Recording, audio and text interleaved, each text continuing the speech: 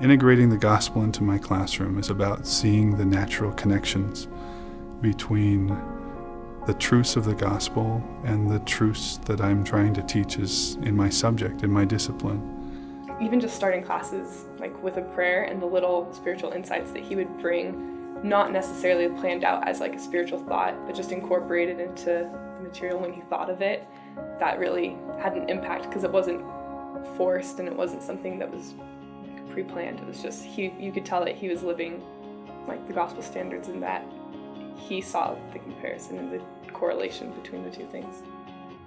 If I summed up all the time that I usually spend in a lecture on specifically addressing matters of faith, out of a 50-minute lecture, I might spend 1 to 2 minutes on that. Sometimes professors put it in artificially into a lesson, like, at the beginning of a lesson where I'm just going to put in the scripture, but I don't feel like Dr. Bowden ever did that. It was always really natural.